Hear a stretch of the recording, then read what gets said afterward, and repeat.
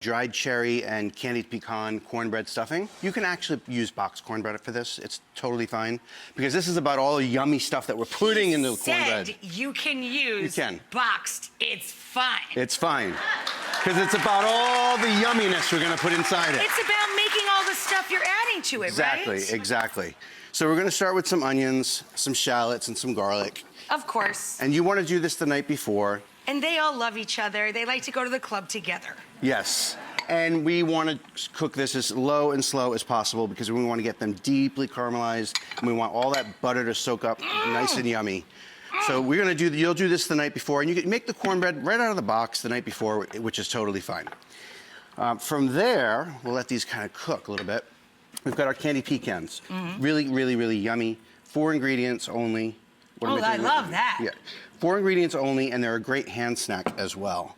Right, you can make extra and use them over the long weekend because, you know, they don't go home. Right. Now, what did you add? So that was 10x sugar. 10x sugar. Cayenne. Powdered sugar. Yep, cayenne. And a little bit of salt. And salt. Yep. And you want to just coat that, maybe a little bit. Could you give me a little bit more oil? Sure, babe. Just a touch. That's good. Maybe a little more than a touch. What? That's fine. That's a touch to me. And then you want to spread this out, and it just goes into a pan, into an oven at 325 for just 10 or 15 minutes till they're nice and caramelized and delicious. Look what I have. Look what you have. These are delicious. I'm going to chop these up. Can you maybe extract that vanilla from the vanilla bean for me? So we're going to chop these pecans up. You just want a rough chop, nothing too complicated. Everything is going to be, you want each bite to have a good amount of all the ingredients. So you don't want to go too small on anything, with the exception of the vegetables. The onions, garlic, and shallot, you want to go a tiny mince because you want them really well dispersed throughout. Your cornbread, how's it go? He's okay. He's okay. Where you want to go? Yeah, I'm going to reach around and grab the sage. Where you want the baby? So that's going to go, you can put it right into the bowl. Because what we're going to do, so when you cook the cornbread the night before, you want, I'm still got this pecan in my mouth. I know, it's all over both of our teeth, right? When you cook the cornbread, you want to cook it slightly underdone. So it's very moist.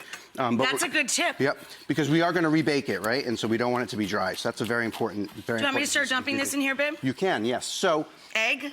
Yep, so you got your eggs. 1 or 2? That is 2 eggs. 2 eggs. You've got a cup of turkey stock in front of you. Gotcha. Nope, right here. Oh. Yep. You want me to measure it? All right. No, this is to show you, so dried cherries are a big part of this recipe. Right. And they start out, obviously, dry. And what we want to do is just cover them. You reconstitute them, right? Yeah, reconstitute them with turkey stock. This is what you got. Bam, in there. Okay. Nice. This is your caramelized onion, shallot, and garlic that you can throw in there. Look at the color of that. Isn't that beautiful, guys, when it cooks low and slow like that? Right? Totally delicious, really buttery. That's the thing about this cornbread. It's so buttery and it's just really That's what it's supposed to be. Yep. Food coma city, baby. Yep. And we can go ahead and add some pecans. Add some sage. We're going to add brown sugar, about 3/4 cup. Okay. Pure vanilla extract to go along with the vanilla bean. To go along with the vanilla bean. We've got a little bit of cinnamon and nutmeg. Oh, okay. And of course, we want to season with salt and pepper. What's going on with the restaurants before we move along? I'll put this into the casserole. Okay. I know where you're going. Okay. Restaurants. So we've got Beauty in Essex here in New York City, which I opened in 2010. But we also have, thank you. We also have locations in Las Vegas and Los Angeles. Stanton Social is a restaurant I had on the Lower East Side here for 15 years, and I'm reviving it in Las Vegas. Yay! Yes. We will be opening first quarter of 2023. Yep. Oh, no. So we're going to cross-hatch it. Okay. We got a knife somewhere? Do it real quick.